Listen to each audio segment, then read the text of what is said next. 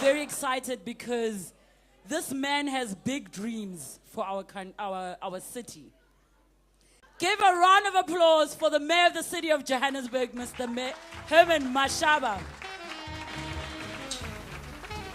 When business comes to the party to support the youth, for me it gives me such immense pleasure because I'm sure some of you who've got a little bit of knowledge who I am, I'm probably, if not the first capitalist in the world. I love the capitalist system.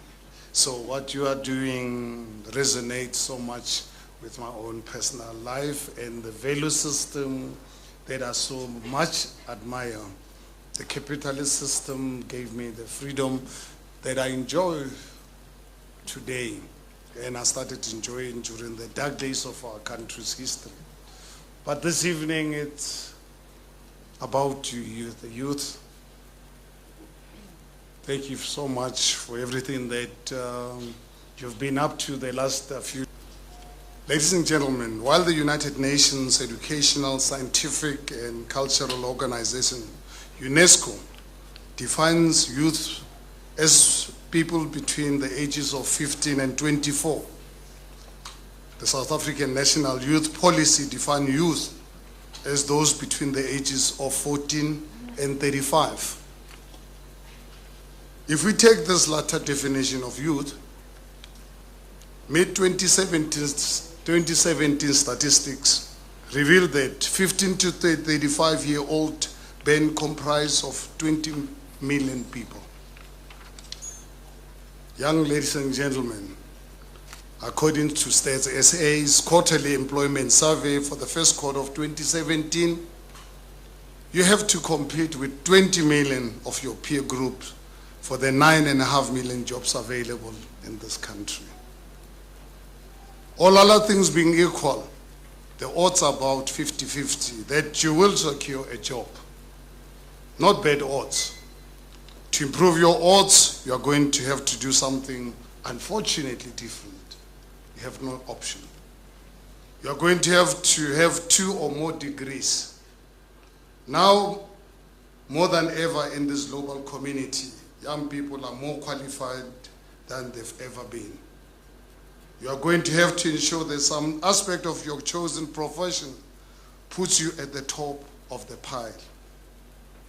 You are going to have to forget the praises. That's not in my job description, or that does not fit into my salary band. Those days are gone. You had better become a multi-potentialite, because it is unlikely that your job competitors are qualified only in one discipline or area of expertise. Another consideration is that the jobs that are available now may be redundant in 20 years' time. How then do you position yourself in an uncertain world of work?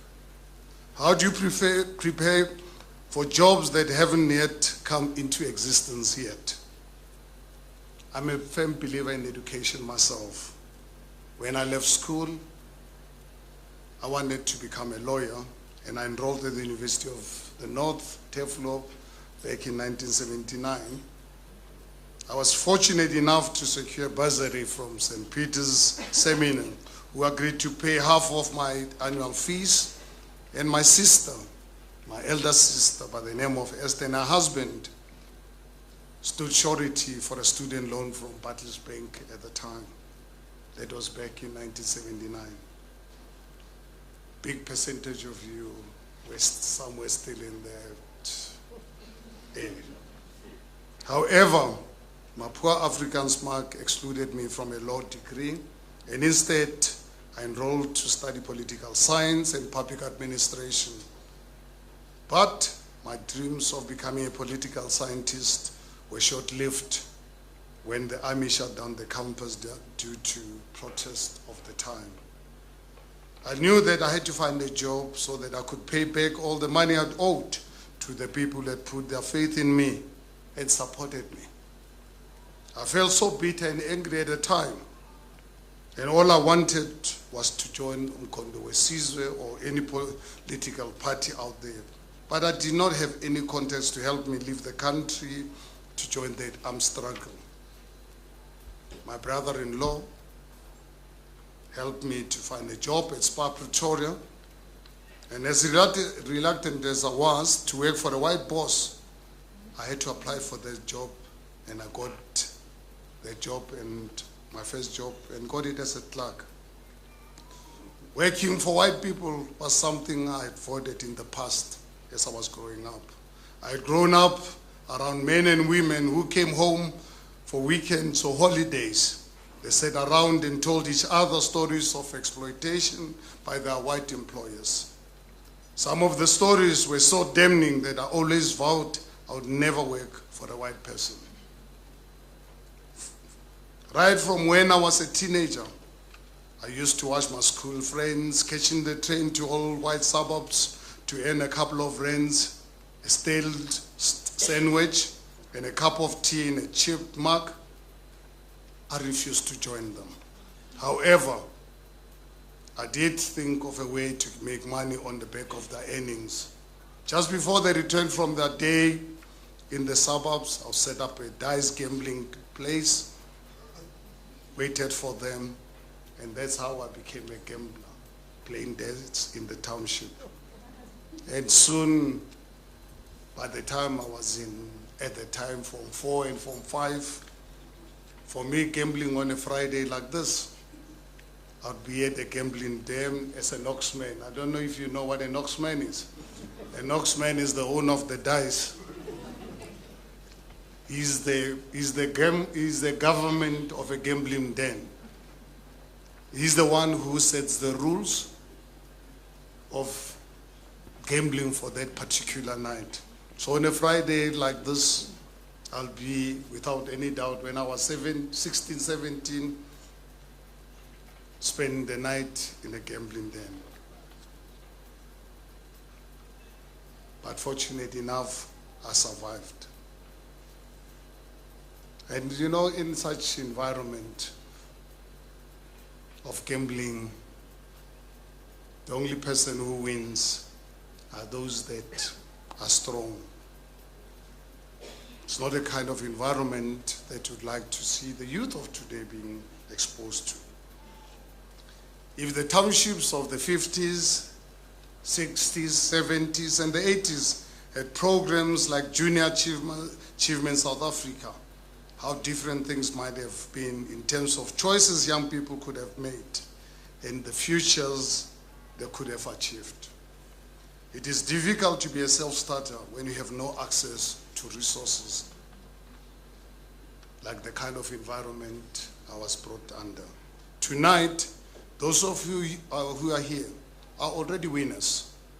You have been exposed to workshops, mentors, ideas, and business processes, elements of business that will stay with you for the rest of your lives.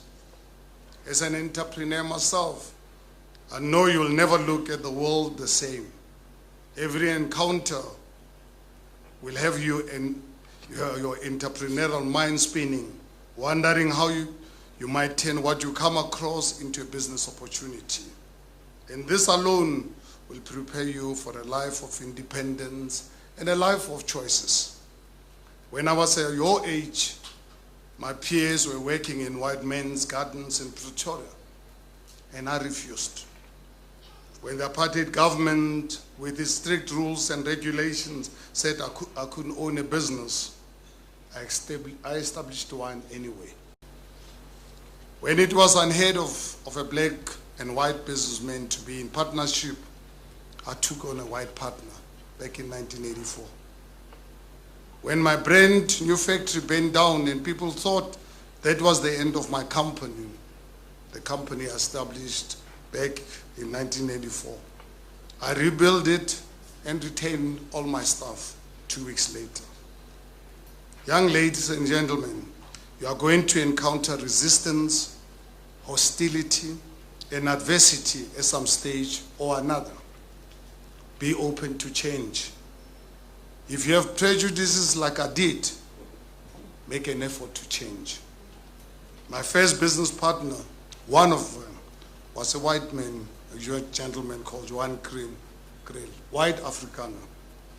Admittedly, incorporating him into Black Like Me was purely because he had the skills I needed, the ability to make the formulas I needed to be able to pimp black women, because black women wanted to be pimped, and I decided I'm going to pimp them myself. Johan soon became a friend, and through that friendship, I came to realize the dangers of prejudice, of which Chimamanda Ngozi Adichie calls the danger of the single story. She says, and I quote, "The single story creates stereotypes. And the problem with stereotypes is not that they are untrue, but they are incomplete. They make one story become the only story," unquote. Don't allow a single story to suffocate the possibilities that exist. The very fact that you are sitting here this evening at an event honoring your achievement must reassure you that you have the knowledge, resources, and ability to be one of the 20 million youth to create your own opportunities. By embracing the entrepreneurial tools and spirit, you have given yourself the gift of choice, the gift of independence, the gift of being able to turn your dreams into reality. It is unlikely that with the skills you will allow yourself to succumb to adversity. However, I urge you to build on what the JA programs have taught you, so that you can go forward into the world and demonstrate your business acumen and entrepreneurship in our exceedingly competitive world. If there's a formula for success, then it is hard work and seizing opportunities and using your skills to make your product or service to attract the market. You will fail at times. That is the nature of being in the world. But you will also succeed, and your successes will bring you to the evenings like this, to quiet moments of celebration with your family, to seeing the world, to meeting amazing people, and to giving thanks. What gives me great hope for the 10 young finalist companies here this evening is that many of you have embraced the resources found in your environment. That some of you have looked to a wider audience, have dreamed of being great innovators. What impresses me tremendously is that you have all realized the importance of including social responsibility into your business reach. That, ladies and gentlemen, gives me enormous hope for the future of corporate South Africa and Africa at large. Being civic-minded means that you've learned how to look beyond yourselves and into the world that needs support. The city of Johannesburg, like leading cities in many other African countries, needs innovators and inspired thinkers with entrepreneurial skills. I invite young entrepreneurs from across Africa to invest in the city of Johannesburg. We are turning the city into a building site. We will be building high-density housing and business hubs. Business hubs for young entrepreneurs. The DA-led administration, the one that I lead, we are going to make it easy for entrepreneurs to do business in the city of Johannesburg. We've put buildings for development out for tender. We are fast-tracking applications for rezoning. We are cleaning up the city, and we are introducing 1,500 new municipal officers so that they can provide safety for our residents. The city of Johannesburg knows that young people want to succeed. We want to partner with them in their successes. Embrace Junior Africa theme of innovate, create, be great. You will be well placed to take your place in the world of work, in the world of humanity. So the youth coming from all over our continent, I can only wish you the best in your endeavors. I was once your age just the other day. Not long ago, and I opened my eyes, I'm a 58-year-old senior citizen of the world. I'm the Executive Mayor of the city of Johannesburg. I'm a public servant, something that I never thought I could do.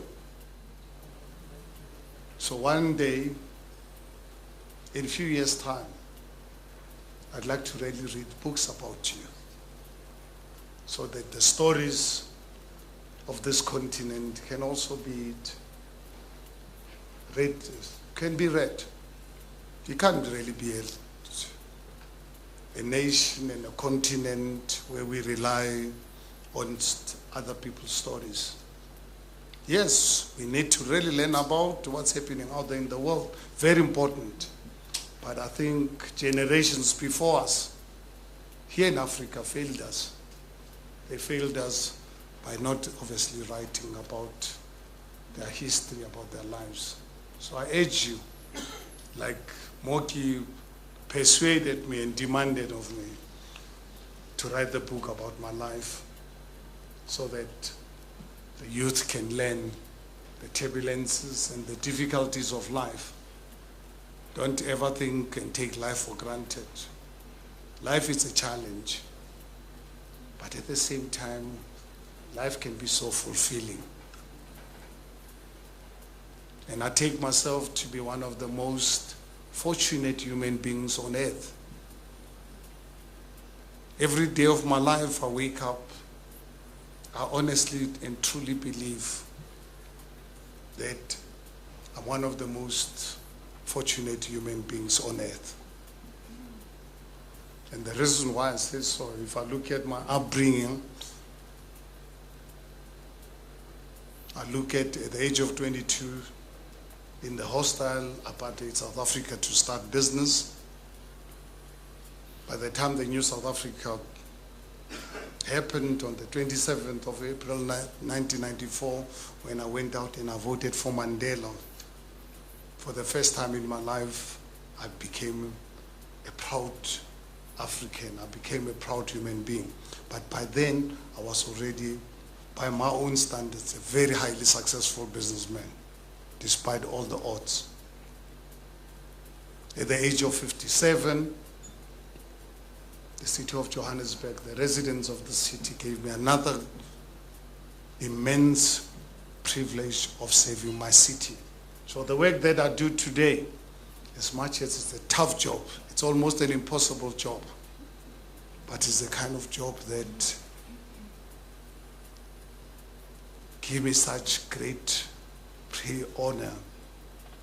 I take it as a privilege that after running for 35 years successful business, and just when I'm supposed to retire, I start a new career, but a great career of saving my country and saving my city. So thank you very much, and I'd like to see some of you, or most of you, in the few years' time, following on those footsteps. So I'm looking forward to this, and good luck to the winners tonight. Thank you very much. Thank you so much for sharing such a personal part of your life and your story, Mr. Mayor.